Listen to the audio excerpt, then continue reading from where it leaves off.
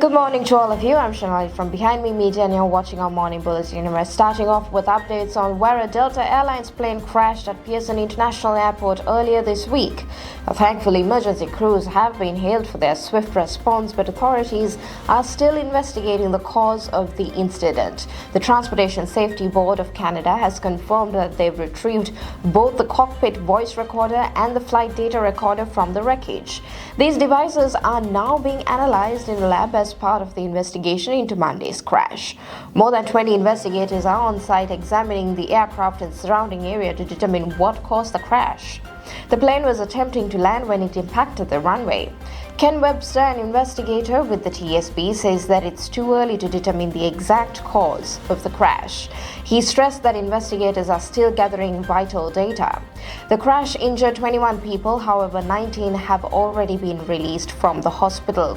Toronto Pearson President and CEO Deborah Flint praised the response of emergency personnel, calling it textbook, but she also emphasized that it's too soon to speculate on what might have caused the crash.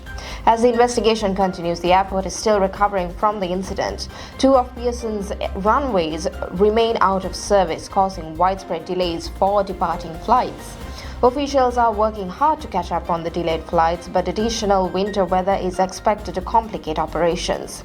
Despite recent snowstorms, Pearson officials say that Monday's weather was clear and crosswinds, which can affect landings, were not a factor.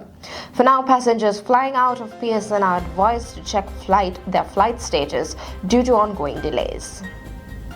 There's concerning news from the Vatican, where Pope Francis has been diagnosed with pneumonia in both lungs, along with complications from asthmatic bronchitis.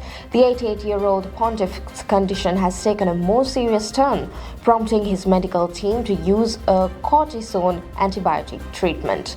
The Vatican issued an update revealing that the Pope's respiratory infection is more complex than initially thought. Laboratory tests and chest X-rays have painted a worrying picture, but despite the severity of his condition, Vatican spokesperson Matteo Bruni says the Pope remains in good spirits and is grateful for the ongoing prayers from around the world. Officials had previously confirmed that the Pope is suffering from a polymicrobial respiratory tract infection, which involves multiple types of bacteria. For someone with the Pope's medical history, the situation is particularly concerning. The Pope lost part of his right lung decades ago and has battled pneumonia before. Medical experts say his age and pre-existing lung issues increase the risk, as bacteria can complicate the treatment and make recovery slower. As the Pope continues treatment, the Vatican has assured the public that he is in good spirits. We will continue to monitor his health closely and bring you updates as they become available. On the political front now, in the race to replace Prime Minister Justin Trudeau, Mark Carney leads the fundraising by a wide margin, bringing in $1.9 million from over 11,000 donors, according to recent Elections Canada's filings. Carney's campaign says that 68% of the funds came from small donations under $100, reflecting strong grassroots support. In contrast, Chrystia Freeland raised $226,661 from 332 donors, but her campaign disputes the data, claiming directed contributions weren't included.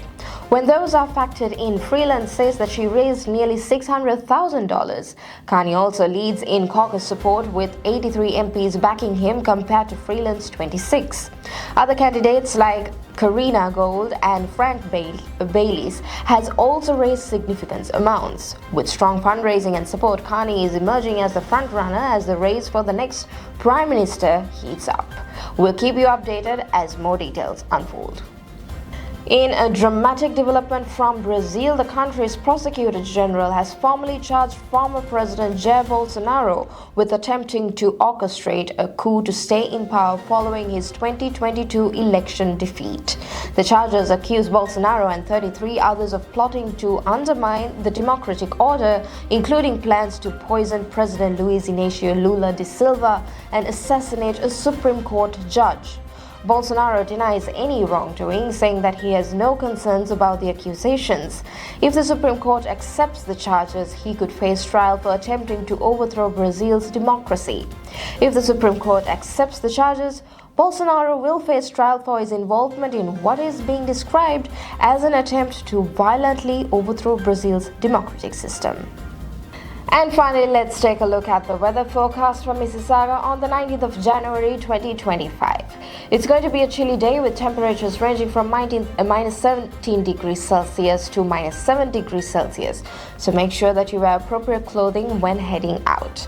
We can expect light flurries throughout the day, creating a wintry scene but not much accumulation.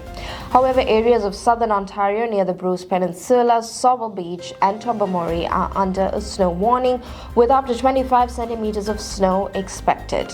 In these regions, heavy snow and heavy blowing snow could cause nearly zero visibility, so travelers should be cautious.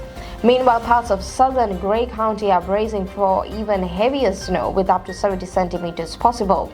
This snow is expected to continue before tapering off to light flurries by the afternoon.